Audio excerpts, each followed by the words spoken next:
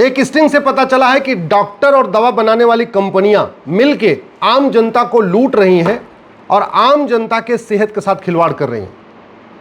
4 रुपए जिस दवाई की लागत है वो 120 रुपए में बेचा जा रहा है। मूल कारण क्योंकि हमने एमआरपी का फॉर्मूला आज तक डिफाइन ही नहीं किया। एमआरपी क्या होगी ये हमने जो दवा बनाने वाली कंपनी है या सामान बनाने वाली कंपनी है उसके ऊपर छोड़ दिया है। सरकार ने आज तक कोई फॉर्मूला निर्धारित नहीं किया कि जो लागत होगी उससे कितना गुना ज्यादा मैक्सिमम रिटेल प्राइस होगी। तो जिसको जो मन करता है, लागत 1 रुपए है बेच रहे हैं 1000 में, लागत 2 रुपए है बेच रहे हैं 2000 रुपए में, लागत 3 रुपए है लिख दिया एमआरपी 3000। कोई उनके ऊपर कंट्रोल नहीं, सरकार का कोई कंट्रोल ही नहीं।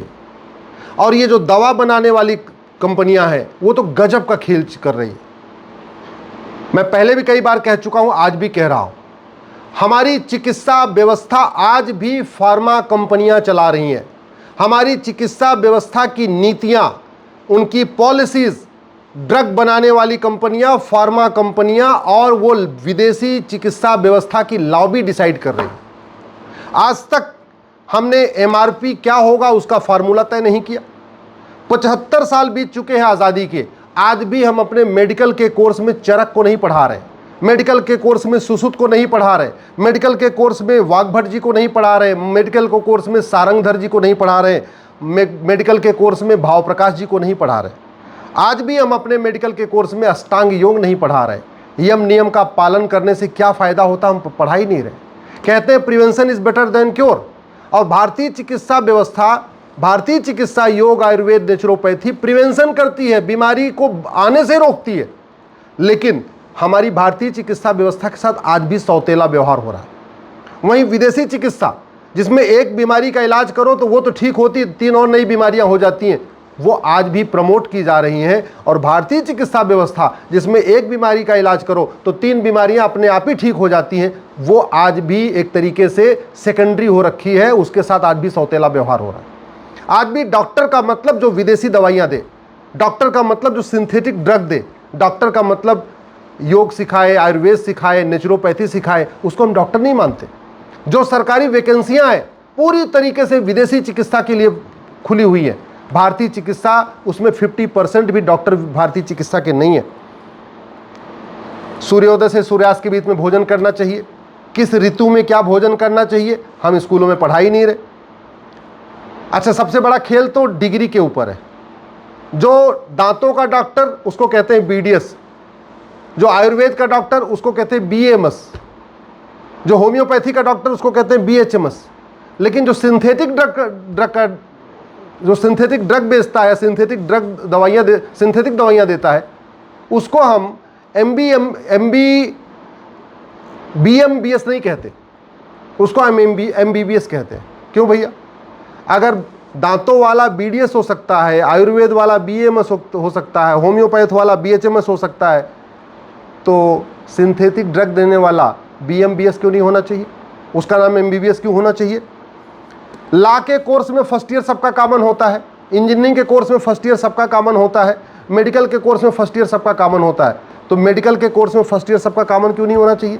क्यों नहीं हम बीएचएमएस, बीएएमएस, एमबीबीएस जो भी मेडिकल के कोर्स हैं अलग अलग, उसमें फर्स्ट ईयर सबके लिए कॉमन कर दें कि फर्स्ट ईयर में केवल और केवल आपको भारतीय चिकित्सा पढ़ना है। Second year, third year, fourth year में जैसे आप इंजीनियरिंग करते हैं, चाहे आप सिविल से करिए, मैकेनिकल से करिए, इलेक्ट्रॉनिक्स से करिए, कंप्यूटर साइंस करिए, किसी से इंजीनियरिंग करिए, चाहे आईआईटी से करिए, चाहे एनआईटी से करिए, फर्स्ट ईयर आपका कॉमन होगा। सेकंड ईयर से आप स्पेशलाइज्ड फील्ड में जाते हैं। वैसे मेडिकल के कोर्स में हम क्यों नहीं कर रहे, कॉमन कर देते हैं।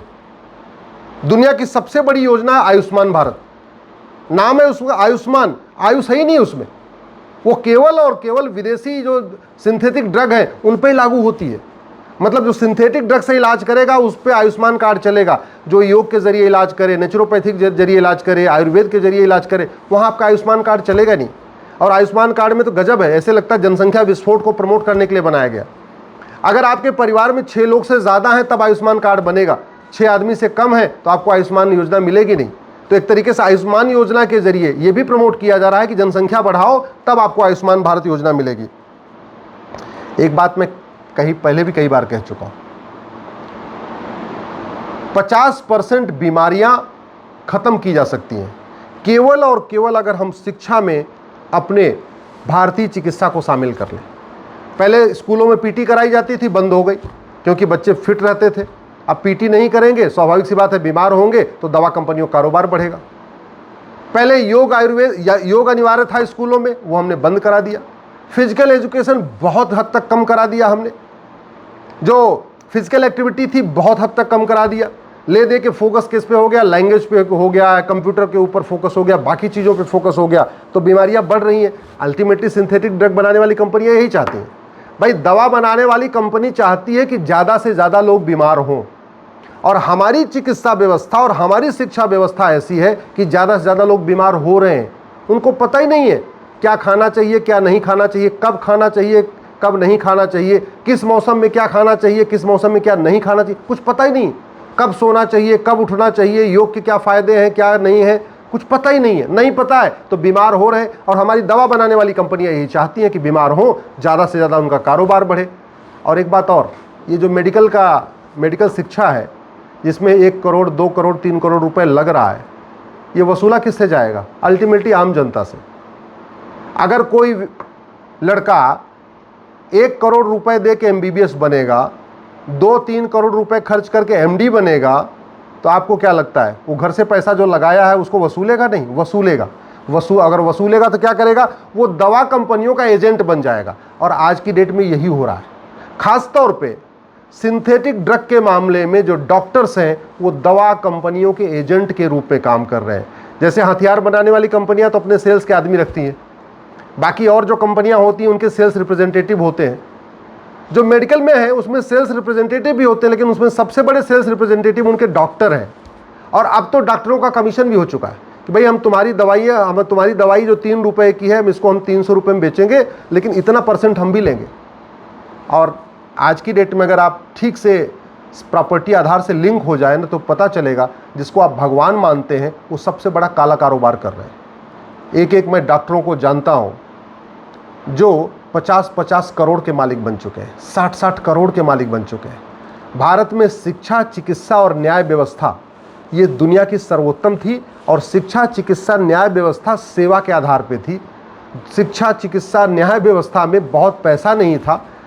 पहले प्राचीन काल में, आज के 1500-2000 साल पहले, जो शिक्षक था वो सबसे गरीब होता था, सबसे कम पैसे वाला होता था। जो पंच परमेश्वर का काम करते थे, मुखिया का काम करते थे, वो सबसे गरीब होते थे, उनके पास ज़्यादा पैसा नहीं होता था। और जो वैद्य का काम करते थे वो सबसे गरीब होते थे। और आज की डेट में सबसे ज़्यादा पैसे वाले 3 कैटेगरी के लोग हैं। शिक्षक जो बड़ी बड़ी कोचिंगें चला रहे हैं, 2-2 हज़ार करोड़, 3-3 हज़ार करोड़। अब तो मैं देख रहा हूँ यूट्यूब पे लोग सिखा के 10-10 हज़ार करोड़ के मालिक बन चुके हैं। तो सबसे ज़्यादा प्रॉफिटेबल धंधा क्या हो गया है? शिक्षा, चिकित्सा, न्याय व्यवस्था। वकील 50-50 करोड़ रुपए टैक्स दे रहे हैं, साल में 200 करोड़ 300 करोड़ कमा रहे हैं। इतना तो व्हाइट में कमा रहे हैं, बाकी ब्लैक में कितना ले रहे होंगे भगवान जाने। वही हाल चिकित्सकों का है। हमारे देश में prevention is better than cure कहा तो जाता है, लेकिन prevention is better than cure के हिसाब से हमने शिक्षा व्यवस्था को स्थापित नहीं किया, चिकित्सा व्यवस्था को स्थापित नहीं किया। हम हॉस्पिटल की संख्या बढ़ा रहे हैं, लेकिन एजुकेशन सिस्टम को ठीक नहीं कर रहे हैं कि लोग बीमारी ना हो। हम डॉक्टरों की संख्या बढ़ा रहे हैं, लेकिन एजुकेशन सिस्टम को ठीक नहीं कर रहे हैं कि लोग बीमारी ना हो। हम मेडिसिटी बना रहे हैं, भैया ठीक है, ये 1 किलोमीटर दूर तक केवल हॉस्पिटल ही हॉस्पिटल। तो एक तरीके से हम दुनिया के सबसे ज़्यादा बीमार भारत में पैदा कर रहे हैं। और ये कड़वी सच्चाई भी है। दुनिया के सबसे ज़्यादा डायबिटीज़ के रोगी कहाँ हैं? भारत में। दुनिया में सबसे ज़्यादा कोलेस्ट्रॉल के रोगी कहाँ हैं? भारत में। दुनिया में सबसे ज़्यादा मोटापे के रोगी कहाँ हैं? भारत में। दुनिया में सबसे ज़्यादा हार्ट अटैक कहाँ हो रहा है? भारत में। अगर आप बीमारी वाइज देखिए तो दुनिया में वर्ल्ड रिकॉर्ड हम ही बना रहे हैं। क्यों बना रहे हैं? क्योंकि ना हमने शिक्षा व्यवस्था ठीक से किया, ना हमने चिकित्सा व्यवस्था ठीक किया। शिक्षा व्यवस्था को शिक्षा माफिया चला रहे हैं, चिकित्सा व्यवस्था को फार्मा माफिया चला रहे हैं। और शिक्षा माफिया चाहते हैं कि उन सरकारी स्कूल में कोई ना पढ़े, लोग उनके यहाँ कोचिंग आके करें। ऐसे फार्मा माफिया चाहते हैं कि ज़्यादा से ज़्यादा लोग बीमार हों, पेट में पैदा रहने से ही उनको इंजेक्शन लगना शुरू हो जाए, और पेट से बाहर आने तक उनको वैक्सीन के नाम पे, फलाने के नाम पे, ढकाने के नाम पे, मतलब जब तक बच्चा पेट में है कम से कम 4 इंजेक्शन 5 इंजेक्शन लग चुका होता है। पेट में बाहर आता है, जब तक उसका पहला जन्मदिन मनाया जाता है तब तक उसको 8-10 टीके लग चुके होते हैं। हमारे देश में ये व्यवस्था नहीं थी। हमारे देश में पहले जितने बड़े बड़े पहलवान पैदा हुए वो कोई टीका लगवा के नहीं पैदा हुए, वैक्सीन लेके नहीं पैदा हुए, वो दवाई खा के नहीं पैदा हुए। चूँकि हमारी शिक्षा और चिकित्सा माफियाओं के हाथ में चली गई है, इसलिए लोग मर रहे हैं, इसलिए लोग परेशान हैं, इसलिए लोग बीमार हैं। दुर्भाग्यवश आम जनता इस पर नहीं बोल रही है, इसलिए व्यवस्था माफिया चलाते जा रहे हैं।